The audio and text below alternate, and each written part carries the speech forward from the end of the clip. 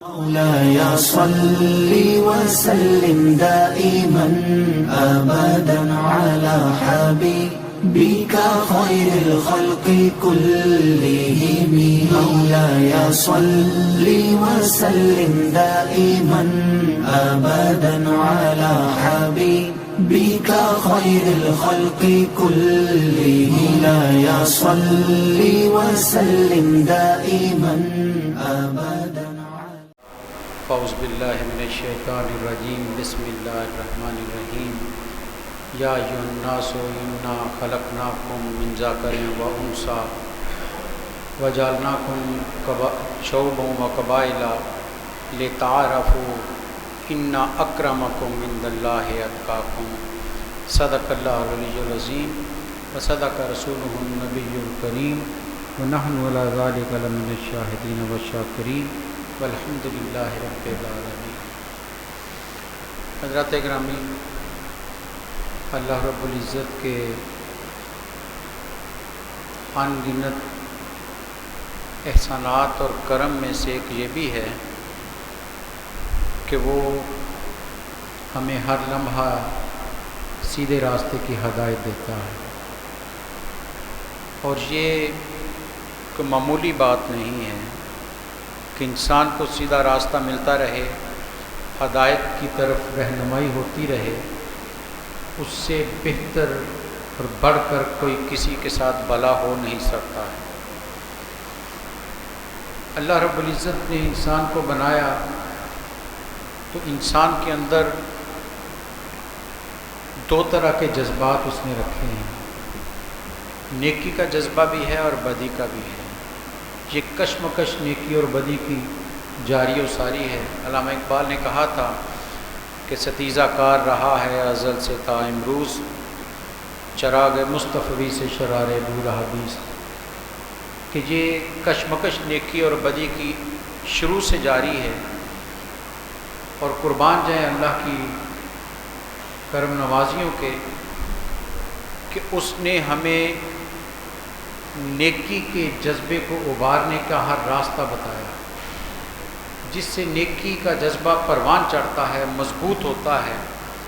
قدم قدم پر ہماری رہنمائی بھی کی ہے، اور اس راستے کی طرف ہماری جو ہے ہمیں پہنچانے کا انتظام بھی کیا ہے. اگر نیکی کا جذبہ باری ہو جائے تو انسان گناہوں سے بچ جاتا ہے، اور اتنا مقرب بن جاتا ہے کہ پھر ملائکہ کے سامنے اس کی عزت اور اس کا وقار ساری دنیا دیکھتی ہے کہ فرشتے اس کے سامنے سجدہ کرتے ہیں. اور اگر بدی کا جذبہ بڑھ جائے، نیکی کم ہو جائے، تو پھر وہ انسان نہیں رہتا، شرف انسانیت سے گر جاتا ہے. ذالک الانام بل ہم اضل. قرآن کہتا ہے یہ چوپائے ہیں، جانور ہیں، بلکہ ان سے بھی بدتر ہے. یعنی قرآن کی نظر میں انسان نہیں رہتا. جب بدی کا جذبہ بڑھ جائے، نیکی کا جذبہ مان پڑ جائے، تو پھر وہ انسان نہیں بلکہ بدتر ہو جاتا ہے جانوروں سے. اس سے آپ اندازہ کر لیں، قرآن کہہ سکتا تھا کہ یہ کمزور ہو گیا ہے، اس میں انسانیت کمزور ہو گئی. قرآن نے جانور سے تشبیہ دی، اور صرف تشبیہ نہیں دی بلکہ کہا اس سے بھی بدتر ہوگا. یعنی یہ ایک انتہا کی کمزوری اور ذلت کی جو ایک نشانی ہو سکتی ہے وہ قرآن نے اظہار کی ہے. اس سے آپ اندازہ کر سکتے ہیں انسان نیک ہو تو وہ رشک ملائکہ ہو، اور بدتر ہو جائے تو وہ جانوروں سے بدتر ہو جاتا ہے. شرف انسانیت، وقار انسانیت، عظمت انسانیت، تکریم انسانیت اس سے اٹھ جاتی ہے. اور یہ ایک لائن ہے جو بڑی ہی یعنی باریک سی ہے، جو اس لائن کو کراس کر جاتا ہے پھر وہ انسان کہلانے کا حقدار نہیں رہتا، پھر وہ جانوروں سے بدتر ہو جاتا ہے. آپ دیکھ لیجئے خود ہم کتنی جگہوں پر کتنے واقعات انسان کے ایسے دیکھ کر کہتے ہیں کہ یہ وحشی ہو گیا ہے، یہ درندہ بن گیا ہے. یعنی ہم ایک انسان کو انسان کی نظر سے نہیں دیکھتے، اسے ایک جانور کی نظر سے دیکھ رہے ہوتے ہیں. وہ جذبے کیا ہیں، وہ نیکی کا جذبہ کیا ہے اور بدی کا جذبہ کیا ہے، اسی کی پہچان ایمان ہے. جس نے یہ پہچان کر لی وہ کامیاب ہو گیا. قد افلح من زکاہا وقد خاب من دساہا۔ قرآن نے برملا کہا جس نے اپنے اندر کو پاک کر لیا وہ کامیاب ہو گیا، جس نے اندر کو ناپاک کر لیا وہ نامراد ہو گیا۔ یہ قرآن کہہ رہا ہے، یعنی ظاہر کو سنوارنا انسان نہیں ہے، ظاہر کو خوبصورت بنانا انسان نہیں ہے۔ اگر ظاہر کی خوبصورتی سے انسان اعلیٰ مقام پر پہنچتا تو حسن و جمال والے تو سب سے اعلیٰ مقام پر ہوتے، لیکن تاریخ کہتی مکے کا جو بڑا خوبصورت، جسے لوگ کہتے تھے کہ اس کے رخساروں پر شعائیں نکلتی ہیں، ابو لہب کہا جاتا تھا جسے، کہ اس کے چہرے سے شعائیں نکلتی ہیں، اتنی اس کے چہرے پر سرخی ہے، لیکن وہ تو بدتر سے بھی بدتر ہو گیا۔ اور جس کی رنگت سیاہ ہے، ہونٹ موٹے ہیں، پاؤں پھٹے ہیں، زبان صحیح نہیں ادا کرتا، وہ آسمان کے تاروں سے بڑھ کر اس کی عظمت بنی۔ بتا دیا کہ ظاہر، اللہ ظاہر کو نہیں دیکھ رہا۔ خوبصورتی تمہاری تب انسان کی بنتی جب اندر اجلا ہو جاتا، جب اندر پاک ہو گیا تو وہ کامیاب ہو۔ اور نبی صلی اللہ علیہ وسلم کی بعثت کا مقصد بھی قرآن نے یہی بتایا ہے، وَيُزَكِّيهِمْ، وہ کام کیا کرتے؟ تمہارے اندر کو پاک کرتے۔ تمہارا اندر جب تک اجلا نہیں ہوگا اس وقت تک تمہارے باہر سے غسل کر لینے، نہا لینے، اچھا لباس پہن لینے، خوشبو کی شیشی انڈیل لینے سے خوبصورتی اور وقار نہیں بنتا۔ ایک کافر، ایک مشرک قیمتی سے قیمتی لباس پہن کر اپنے اوپر پوری عطر کی شیشی انڈیل آئے تو کیا وہ معزز بن جاتا ہے؟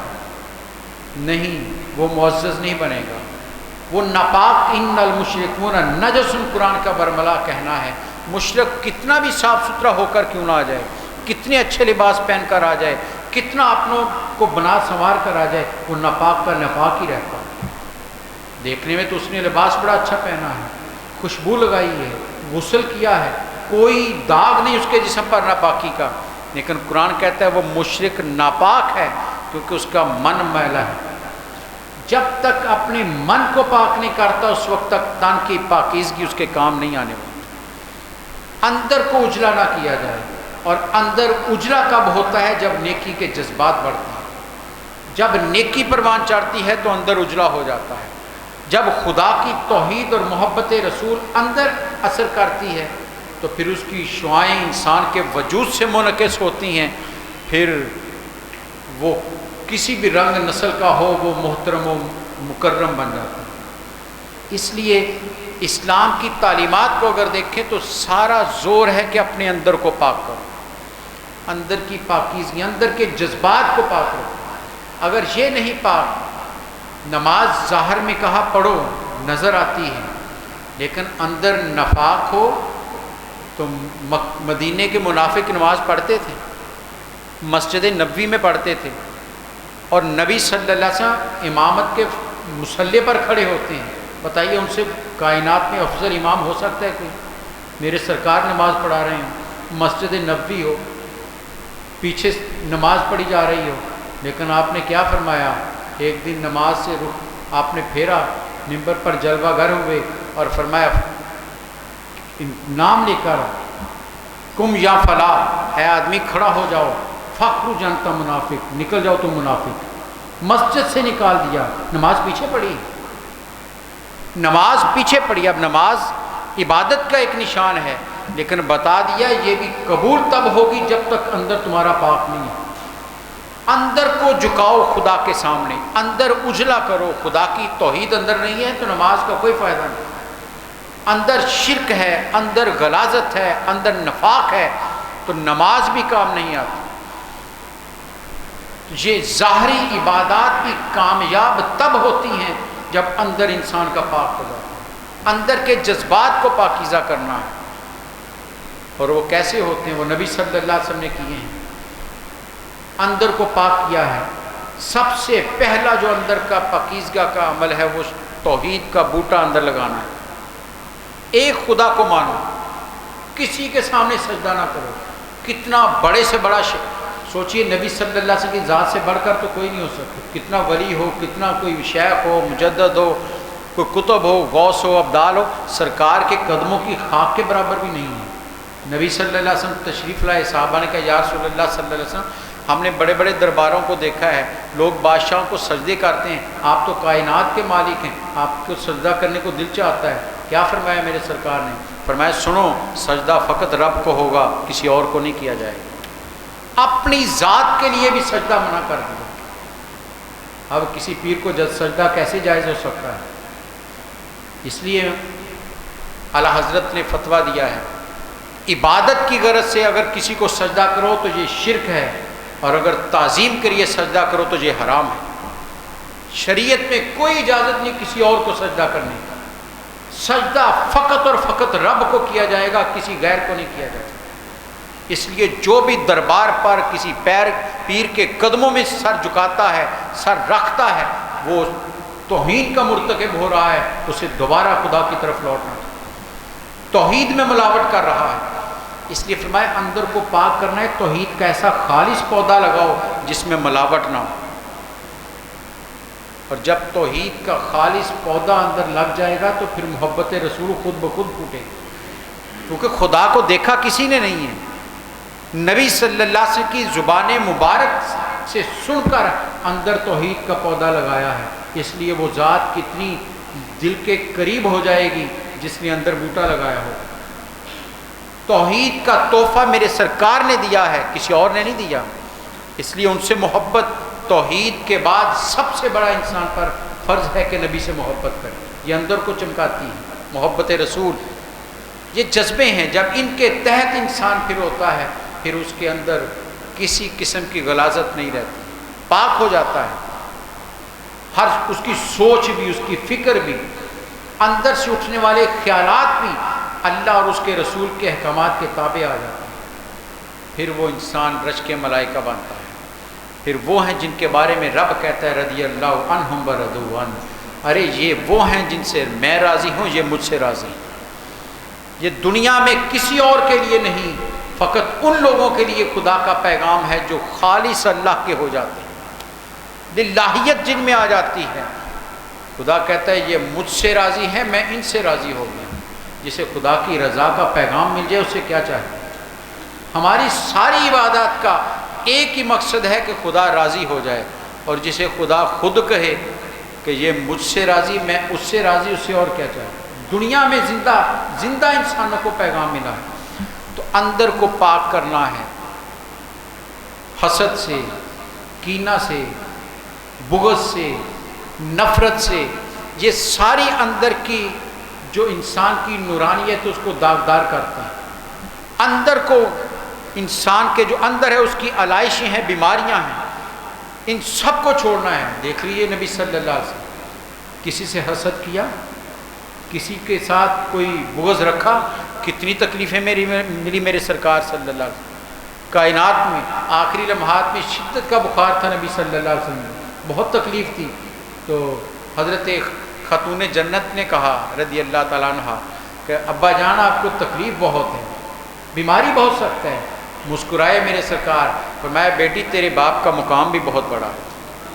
یہ تو عظیمت والوں کو تکلیفیں ملتی ہیں، کبھی پلٹ کر اس کا جواب نہیں دیا، کبھی کسی کو اس کے جملے پر کبھی جواب نہیں دیا، برے سے برا لفظ بھی بولا لوگوں نے، گالی بھی دی، الزام بھی لگائے، ابتر نہیں کہا نبی صلی اللہ علیہ وسلم۔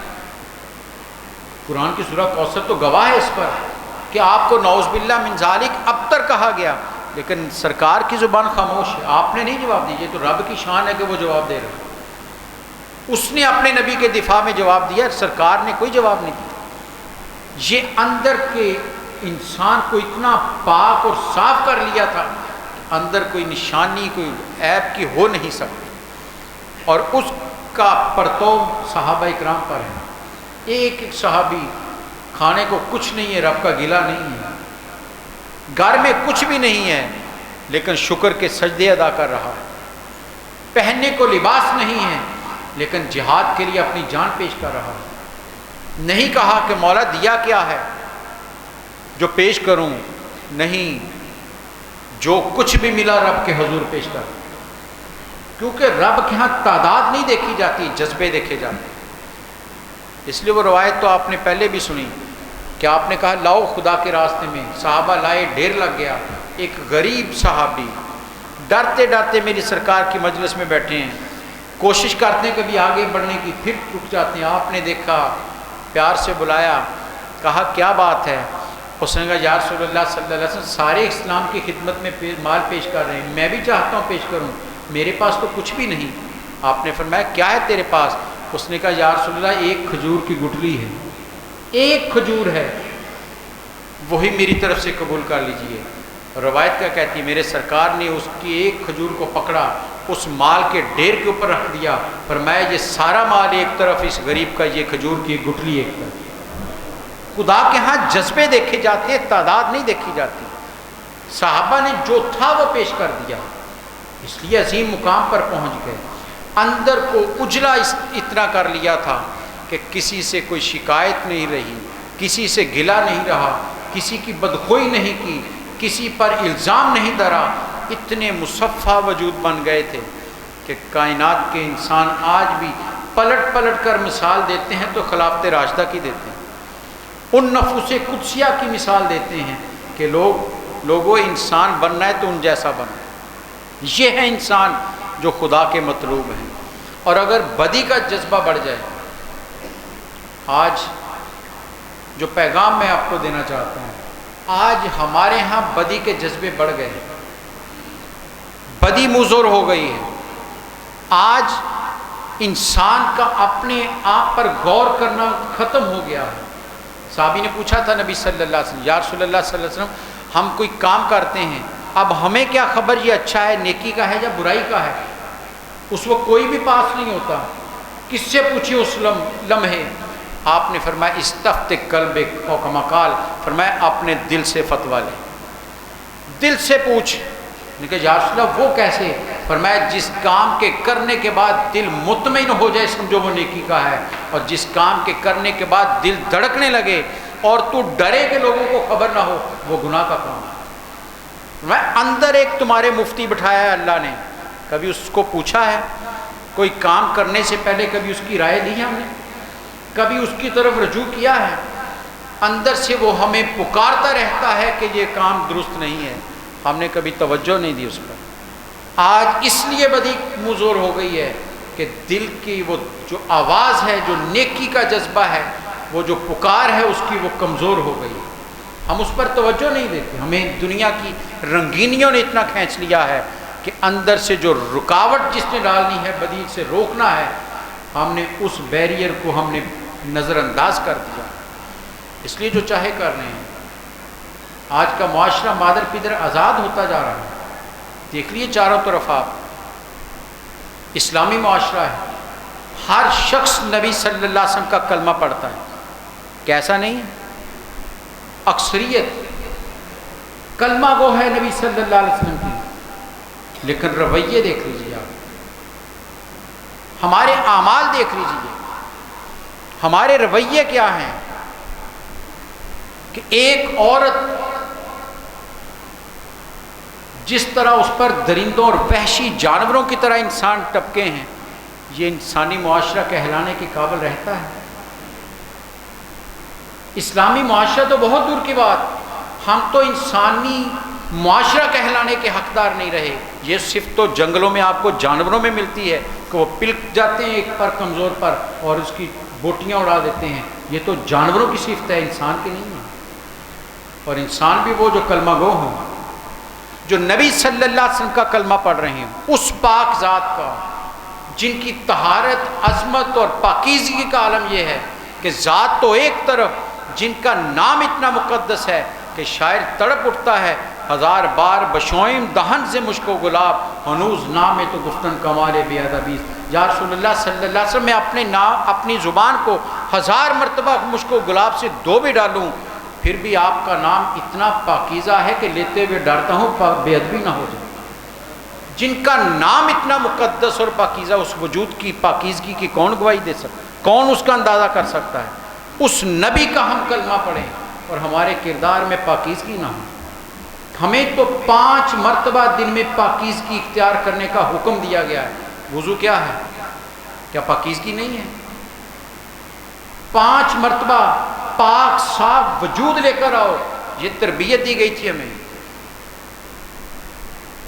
کہ پاکیزگی کے بغیر مومن ہو نہیں سکتا.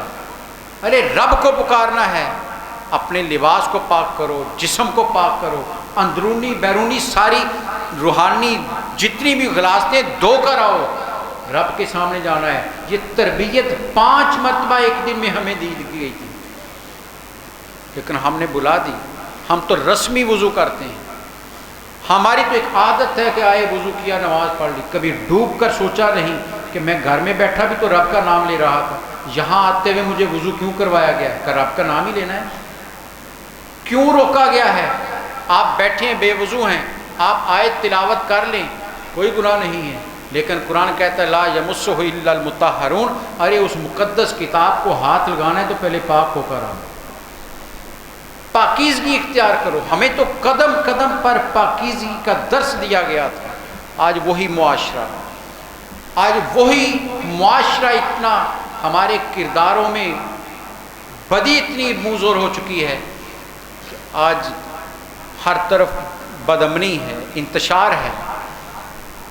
سوچئے کل سرکار کے سامنے کس طرح پیش ہونا. ابھی محرم کا مہینہ گزرا ہے، بڑی حسینیت کے نام نعرے لگائے. یقیناً محبت ہے اہل بیت سے جو ایمان کا تقاضا ہے، لیکن کبھی امام حسین کے کردار کو جانچا کسی نے؟ کون حسین جن کی نظر کبھی کسی غیر محرم عورت پر پڑی نہیں تھی؟ وہ حسین. اس ماں کا بیٹا حسین جس کے سر کے بال کو کبھی سورج کی روشنی نہیں دیکھا تھا، وہ حسین. وہ باحیا کہ جس کے بارے میں حدیث کہتی ہے کہ حشر کے میدان میں وہ آئیں گی، پل صراط سے گزرنا ہوگا تو ہاتف پکارے گا، آواز آئے گی، نظریں جھکا لو، نبی کی باحیا بیٹی نے گزرنا ہے، اس کا بیٹا حسین. کبھی غور کیا آپ نے؟ نام تو بڑے نعرے لگاتے ہیں. یہ ہے حسین. ایسی پاکیزہ باحیا ماں کی گود میں جب بچہ آتا ہے تو وہ حسین بنتا ہے، پھر وہ حسین بنتا ہے. ایسے حسین نہیں بن جاتے. پیچھے ماؤں کی محنت ہوتی ہے. اور ماں کیا کرتی تھی؟ اتنی باحیا ماں چکی چلا رہی ہے، گود میں امام حسین ہیں اور زبان پر تلاوت قرآن ہے. آج خود فیصلہ کیجئے ہمارے گھروں سے کتنی تلاوت قرآن کی آوازیں اٹھتی ہیں. صبح صبح کتنا قرآن تلاوت کیا جاتا. کوئی وقت تھا کہ یقیناً ہر گھر میں تلاوت قرآن ہوتی تھی. آج کتنے گھروں میں ہوتی ہے؟ سوچئے تو صحیح. یہ کلام کوئی طاق میں رکھنے کے لائق تو قابل کے لیے تو نہیں اترا تھا کہ آیا ہے تو چوم کر رکھ دو. یہ عمل کے لیے اترا تھا، اپنی ذات میں اتارنے کے لیے اترا تھا. ارے جس قرآن کی، جس نبی کی ہم سنتوں پر بڑا عمل کرتے ہیں، اسی نبی کی سنت یہ ہے ساری رات ام المومنین فرماتی ہیں قرآن کی تلاوت زبان پر جاری رہے. کبھی یہ سنت تو نہیں اپنائی. تلاوت قرآن ناپید ہوتی جا رہی ہے. قرآن سے شغف ہمارا ختم ہوتا جا رہا ہے. کردار صاف کیسے ہوں گے؟ وہ معزز تھے. اقبال نے ایسے نہیں کہا، وہ معزز تھے زمانے میں مسلمان ہو کر. ارے ان کی عزت تھی، معزز تھے زمانے میں. آج بھی دنیا ان کی مثالیں دیتی ہے. کچھ نہیں تھا دنیا کا ساز و سامان، کچے گھروں میں رہتے تھے، پھٹے ہوئے لباس پہنتے تھے، کئی دن بھوکے رہتے تھے، لیکن عزت دار تھے. کیوں؟ وہ معزز تھے زمانے میں مسلمان ہو کر، اور تم خار ہوئے تارک قرآن ہو کر. ہم اس لیے ذلت کی طرف آ گئے کہ ہم نے قرآن سے جدائی کر لی. قرآن سے رجوع نہیں کرتے، قرآن کی تلاوت نہیں کرتے. کردار جگمگائیں گے کیسے؟ جسے رب کہے یہ نور ہے، جسے رب کہے یہ شفا ہے، اس کتاب کی تلاوت ختم ہو گئی تو نوجوانوں میں کردار کیسے آ گیا؟ قرآن میں ہو غوطہ زن ہے مرد مسلمان. اقبال نے نوجوان کو مخاطب کیا تھا. قرآن میں ہو غوطہ زن ہے مرد مسلمان، اللہ کرے تجھ کو عطا جدت کردار. یہ کردار میں تبدیلی ایسے نہیں آئے گی قرآن میں غوطہ زن ہو جائے. قرآن تمہارے کردار کی اصلاح کرے گا اور تمہیں بدی سے بچائے گا. تو بدی سے بچنے کے جو ذرائع اسلام نے بتائے تھے، ہم نے ان سے تعلق کمزور کر لیا. ہم دور ہو گئے ہیں. اور ایک طریقہ محاسبے کا تھا، آج وہ بھی ختم ہو گیا ہے۔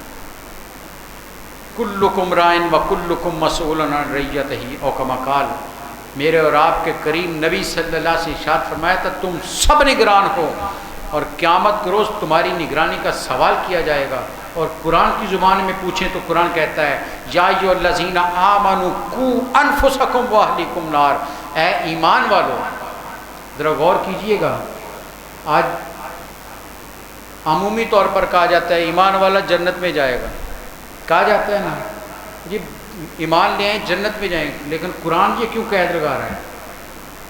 قرآن کہے اے ایمان والو آگ سے ڈرو، بچاؤ اپنے آپ کو اور اپنے اہل خانہ کو آگ سے۔ اگر صرف ایمان لانے سے جنت ملتی، قرآن کبھی نہ کہتا، کبھی قرآن نہ کہتا کہ تم آگ سے بچنے کی کیا کوشش کرنی ہے، آگ سے بچنے، اپنے آپ کو اور اپنے خاندان کو، قرآن کا حکم ہے، اس پر عمل ختم ہو گیا۔ کتنے ہم میں سے ایسے ہیں جو اپنے گھر کے جتنے لوگ ہیں ان کا محاسبہ کرتے ہیں؟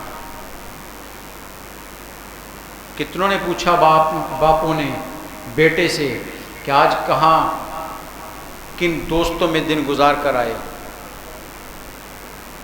کبھی نہیں پوچھا۔ ہاں یہ پوچھا ہوگا آج کتنے کما کر لائے ہو، آج ہم یہ تو پوچھ لیتے ہیں کتنے کما کر لائے ہو، کبھی یہ نہیں پوچھا کہ اس مجلس سے اٹھ کر آئے ہو تمہارے دوست کون سے ہیں۔ میرے سرکار کا ارشاد سنیے، میرے نبی صلی اللہ علیہ وسلم ہماری تربیت کر رہے ہیں، فرمایا انسان اپنے دوست کے مذہب پر ہوتا ہے، بس اپنے دوستوں پر نظر رکھو، یہ حکم رسول ہے۔ فرمایا دوست جس طرح کے ہوں گے تمہیں لے جائیں گے اس طرح کے۔ صحبت کا اثر ہوتا ہے، صحبت کا اثر ہے یا نہیں ہے؟ اسلام کا اعلان نہیں کیا میرے سرکار صلی اللہ علیہ وسلم نے؟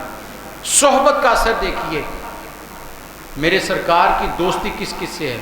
ذرا غور کیجئے، مکے میں ابھی اعلان نبوت نہیں کیا، ابو بکر صدیق سے ہے، عثمان غنی سے ہے، اور تاریخ اٹھا کر دیکھیے ان لوگوں نے جاہلی دور میں بھی کبھی شراب نہیں پی، کبھی جوا نہیں کھیلا، کبھی بدکاری نہیں کی، کبھی شرک نہیں کیا۔ کیوں؟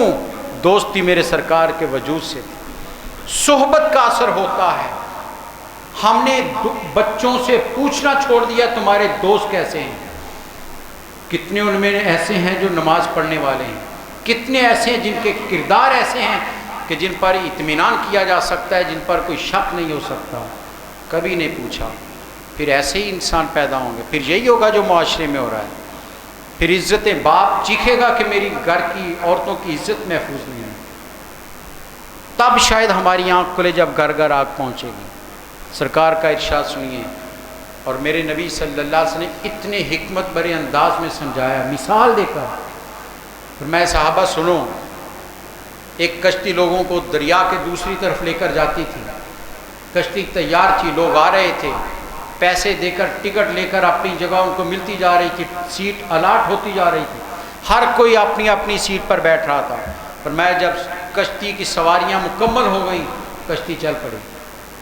پر میں جب بیچ دریا کے پہنچی، ایک شخص اپنی جگہ سے کھڑا ہوا، اس نے اپنا تھیلا کھولا، اس میں سے ہتھوڑا نکالا، اپنی جگہ کو توڑنا شروع کر دیا۔ کشتی والوں نے پوچھا، یہ میرے سرکار سنا رہے ہیں، صحابہ سن رہے ہیں؟ کہا کشتی والوں نے کہا کیا کر رہے ہو؟ اس نے کہا تمہیں کیا میری جگہ ہے؟ میرا گھر ہے، میں یہاں جوا کرواؤں، یہاں بدکاری کرواؤں، یہاں شراب پلاؤں، تمہیں کیا میرا گھر ہے؟ فرمایا اس نے کہا میری جگہ ہے، میں توڑوں اسے سلامت رکھوں، میں نے ٹکٹ کے پیسے دیے اس جگہ کے۔ یہ فرما کر میرے سرکار نے صحابہ سے پوچھا، میرے صحابہ بتاؤ کشتی والوں کو کیا کرنا چاہیے؟ صحابہ اکرام نے کہا اللہ و رسولہ عالم، اللہ اور اس کا رسول بہتر جانتا ہے، آپ جو فرمائیں گے وہی صحیح ہوگا۔ آپ نے فرمایا سنو، اگر وہ اس کو اس کے حال پر چھوڑ دیں، کہ جگہ اس کی ہے، گھر اس کا ہے، مکان اس کا ہے، وہ جو چاہے مرضی کرے، توڑے اس کو، آگ لگائے، جوا کھلائے، بدکاری کرے، شراب نوشی کرے، چھوڑ دو اس کو۔ فرمایا اس سے کشتی والے اس کے حال پر چھوڑ دیں۔ میرے سرکار نے فرمایا وہ شخص بھی ڈوب جائے گا، پوری کشتی کے مسافر بھی ڈوب جائیں گے۔ اور فرمایا اگر وہ اس کا ہاتھ پکڑ لیں، کشتی نہ توڑنے دیں، اسے روکیں کہ غلط کام کر رہے ہیں تو محلے میں، تو فرمایا کیا نتیجہ نکلے گا؟ وہ سارے بھی بچ جائیں گے اور اسے بھی بچا لیں گے۔ غور کیجئے میرے سرکار نے کتنی حکمت سے ہمیں سمجھا دیا۔ لوگوں یہ کہہ دینا کہ وہاں ہوتا ہے مجھے کیا ہے، یہ آپ کے گھر کو بھی پہنچ سکتا ہے۔ بچانا ہے تو اپنے بچوں پر نظر رکھیے گا۔ بیٹے سے پوچھئے کہاں جاتے ہو، کہاں سے آتے ہو، اس لیے کہ آپ کی بیٹی بھی ہے، اس کی عزت محفوظ رہے، کیونکہ بدی لوٹ کر گھر کی طرف آتی ہے، یہ لوٹ کر آپ کے گھر کی طرف آئے گی۔ گھر کی عزت کی حفاظت کرنی ہے، اپنے بچوں کے کردار کی حفاظت کرنی، سکھائیں انہیں، بتائیں انہیں کہ میرے سرکار کی تعلیمات کیا ہیں، رب کا حکم کیا ہے، ماں بہن بیٹی کی عزت کیا ہے۔ ارے وہ بیٹی جس کی آنے پر کائنات کا امام خود کھڑا ہو کر استقبال کرتا ہو، اس معاشرے میں بیٹی کے ساتھ یہ ظلم ہو اور معاشرہ سکون سے بیٹھا ہو، ہمیں کیا جی وہاں ہوا تھا، یہ آپ ہمارے گھروں تک پہنچ کر رہے ہیں۔ آئیے ہم اس کا تدارک کریں، اور تدارک کا کوئی اور ذریعہ نہیں۔ ہم الزام لگاتے ہیں فلاں کی کمزوری، فلاں نے چھوڑ دیا، ہاں ہم سب اس میں برابر کے حصہ دار ہیں۔ باپ نے بیٹے سے پوچھنا چھوڑ دیا، استاد نے شاگرد سے پوچھنا چھوڑ دیا، شیخ نے مرید سے پوچھنا چھوڑ دیا۔ ہم تو جاتے اس لیے ہیں شیخ کے پاس کہ میرے کاروبار کے لیے تعویذ دے دو، میرا بیٹا کاروبار نہیں کرتا، کام نہیں کرتا، اس کو کیا کام کروانا ہے، ذرا کوئی تعویذ دیں کہ نئے کام میں دل لگ جائے۔ کبھی اس لیے کوئی گیا کہ بیٹا قرآن نہیں پڑھتا، دعا کرے یہ قرآن پڑھنے والا بن جائے۔ جب ہمارا مقصد دنیا ہوگا تو حضرات گرامی نتیجہ ہمارے سامنے ہے، پھر نظریں چرانے سے حقیقت چھپ نہیں سکتی، پھر وہی ہے جو دیوار پر لکھا ہے ہمیں نظر آ رہا ہے کہ آج ماں بہن بیٹی کی عزت محفوظ نہیں ہے۔ یہ کسی غیر معاشرے کی بات نہیں کر رہے ہیں، کسی ہندو معاشرے کی بات نہیں ہو رہی، کسی عیسائی معاشرے کی بات نہیں ہو رہی، کسی سکھ معاشرے کی بات نہیں ہو رہی، یہ اسلامی معاشرے کے اندر کی بات ہے۔ المیہ یہ ہے کہ کلمہ میرے نبی کا پڑھتے ہیں، ہم سبھی پڑھتے ہیں، اور ہماری نظر بے باک ہو گئی، زبان دراز ہو گئی ہے۔ وجہ کیا ہے؟ ہم نے ظاہری چند عبادات تک اپنے کو محدود کر لیا ہے کہ ٹھیک ہے دو آئے نماز پڑھی نکل گئے۔ حضرات گرامی اگر فقط نماز مقصود ہوتا تو میں نے پہلے بھی کہا منافق پیچھے نماز پڑھتے تھے، نماز پڑھنے پر ان کو شاباش دی جاتی، میرے سرکار نے مسجد سے نکال دیا تھا، تمہارے دل پاک نہیں، تمہارا کردار پاک نہیں ہے، تمہاری نظر پاک نہیں ہے، اس لیے تمہاری نماز بھی قبول نہیں ہے۔ آئیے کسی اور کی خاطر نہیں، اپنے گھر کی ماں بہن بیٹی کی عزت کی خاطر ہم اپنے بچوں پر نظر رکھیں۔ آج سے ہم اپنے بیٹوں کو پوچھنا شروع کر دیں، آج سے ہم اپنے گھر میں اپنی اولاد سے پوچھنا شروع کر دیں کہ دن میں قرآن کتنا پڑھا ہے۔ ہم اس پر تو ڈانٹتے ہیں کہ آج اکیڈمی بچہ پڑھنے نہیں گیا، کبھی اس پر کسی کو تھپڑ پڑا ہے وہ باپ کی طرف سے کہ آج قرآن نہیں کھولا؟ کبھی اس پر، اور سنیے رحمت عالمین جن کی رحمت کی قرآن گواہی دیتا ہے وما ارسلناک الا رحمت للعالمین، لوگوں رحمت ہے تو میرے نبی کی ذات ہے اور کوئی نہیں۔ وہ فرمائیں کہ بچہ 7 سال کا ہو جائے تو پیار سے نماز کی ترغیب دو، اور اگر 10 سال کا ہو جائے تو فرمائے سختی کے ساتھ اسے نماز کا پابند بنائے۔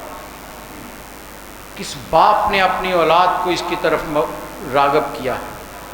آئیے بڑے فضائل سنتے ہیں ہم، بڑی شانیں ہیں سارے بزرگوں کی، کوئی اس میں شک و شبہ نہیں، سارے عظمتوں کے مینار ہیں، سارے روشن ستارے ہیں، لیکن ان کے غور کیجئے گا ان کو یہ مقام کس لیے ملا؟ ان کے کردار اجلے تھے، ان کا من پاک تھا، اس لیے تن پاک ہو گئے۔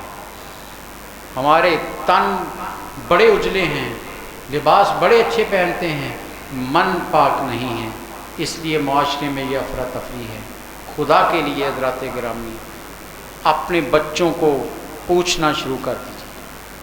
میں نے اس دن بھی کہا تھا محرم کی تقریب میں بھی، جس دن باپ نے اپنے بیٹے کا محاسبہ کرنا شروع کر دیا، یقین کر لیجئے جرائم میں کمی آ جائے گی۔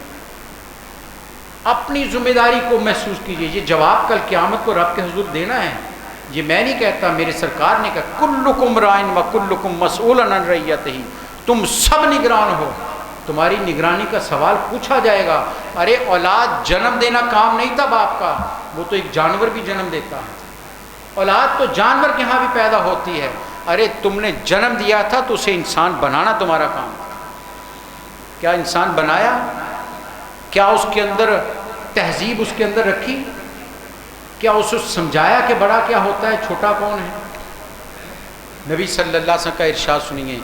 آپ نے فرمایا من لم یوقر کبیرنا ولم یرحم صغیرنا فلیس منا، اور کما قال، فرمایا جو بڑے کی عزت نہیں کرتا، چھوٹے پر شفقت نہیں کرتا، میرے سرکار نے کہا ہمارا ہے ہی نہیں. فرمایا ہمارا نہیں ہے وہ جو بڑے کی عزت نہیں کرتا. اور بڑوں میں کون آتا ہے؟ جو بھی بڑا. یہ نہیں کہا باپ ہو، پیر ہو، فرمایا جو تم سے بڑا ہے اس کی عزت کرو. کتنی آج عزت کرتے ہیں؟ آج گھروں میں باپ کی عزت محفوظ نہیں. آج ماں گھر میں اپنی عزت بچاتی پھرتی ہے کہ بیٹے کے ہاتھوں عزت محفوظ رہے. خدا کے لیے جہاں ہم یہ مساجد میں جو جمعے کے خطبات ہیں یہ اس لیے رکھے گئے تھے کہ آئیں بیٹھے سنیں خدا کو اس کے رسول کا حکم. ہم تو نماز کے وقت آتے ہیں تاکہ کوئی بات کان میں جائے نہ، کہیں سن لی تو پھر عمل نہ کرنا پڑ جائے.